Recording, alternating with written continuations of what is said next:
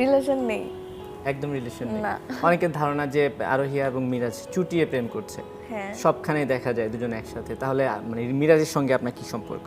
সবখানে দেখা যাবে না কেন? ওর সাথেই তো আমি রেগুলার কাজ করতেছি, ওর সাথেই তো আমার সব কাজ হচ্ছে, তাহলে তো সবখানেই দেখা যাবে, আমার সব সোশ্যাল মিডিয়াতে সবখানেই তো দেখা যাবে। আর এত কাজ করলে মানুষ এমনিও বলবে যে তোমরা কাপল, তোমরা হাজব্যান্ড ওয়াইফ, তোমরা প্রেম করো। এটা মানুষ, ইভেন মানুষ তো বানাই দিচ্ছে আমরা হাজব্যান্ড ওয়াইফ, আমরা মনে হয় বিয়ে করে ফেলছি, এরকম কথা উঠতেছে।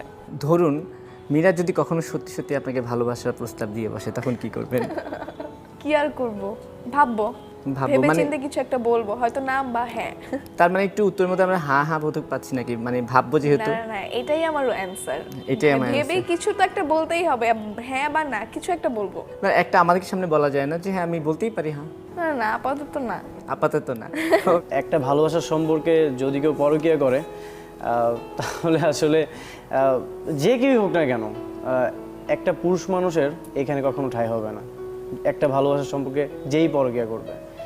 সো এটাই। আর এত পার্সোনাল ডিটেলস আপাতত আমি বলতে চাই না। না, সেক্ষেত্রে আপনারা তো এর আগে আমার অতিথি হয়ে এসেছিলেন, তখনও আপনারা স্বীকার করেননি যে আপনাদের রিলেশন ছিল, এখনও করছেন না। তা আসলে কি আপনাদের রিলেশন ছিল না? না, সম্পর্ক ছিল না। তাহলে আপনি একটু আগে কেন বলছিলেন যে আমি বলি না যে আমাদের, আমি বললাম যে একটা ভালোবাসার সম্পর্কে কেউ যদি পরকীয়া করে, তাহলে আসলে শুধু আমি কেন, পৃথিবীর কোনো পুরুষই এইখানটাতে ঠাঁই দিবে না। তাহলে সেই পোস্টগুলোর আসলে মর্মার্থ কি? আমি জানি না সে কোন স্ট্যাটাস দিয়েছিল, তবে আমি এগুলো নিয়ে আসলে তেমন কথা বলতে চাই না।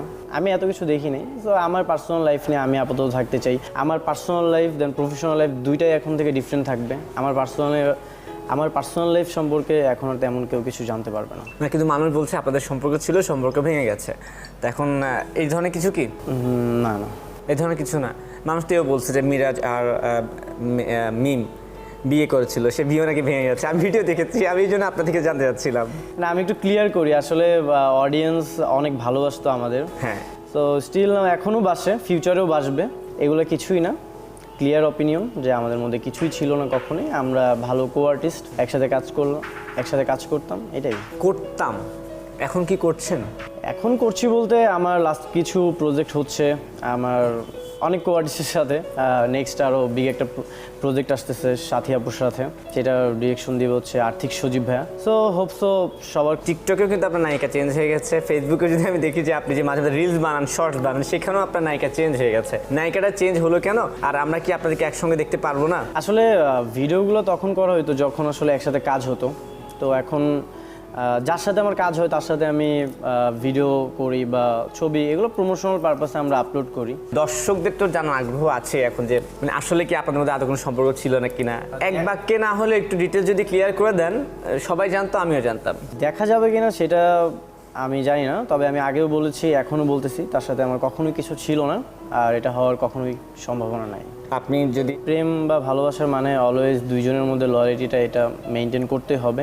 তুমি যদি এত বছরের একটা রিলেশনের মাঝখানে তুমি যদি কোনোভাবেই থার্ড পার্সনকে প্রায়োরিটি দাও, তাহলে তুমি কখনোই তাকে ভালোবাসো না, আমার কাছে মনে হয়। আর একটা ভালোবাসার সম্পর্কে আসলে কখনোই থার্ড পার্সনকে প্রায়োরিটি দেওয়া উচিত না। তুমি যে প্লে বয়ের জন্য তোমার লয়ালিটি নষ্ট করেছো, সে একদিন তোমার লাইফটা শেষ করে দেবে। এখন বলো, প্রেম করবা নাকি বান মারবো? না না, আচ্ছা আমি আপনাদের কি ক্ষতি করেছি? আপনারা আমার পিছে লেগেছেন কেন? আমি এত কিছু বুঝি না। তোমাকে আমি 2 দিন সময় দিচ্ছি। এই 2 দিনের মধ্যে যদি মনস্থির না করেছো, তাহলে এমন বান মারবো বিছানা থেকে উঠে দাঁড়াতে পারবা না।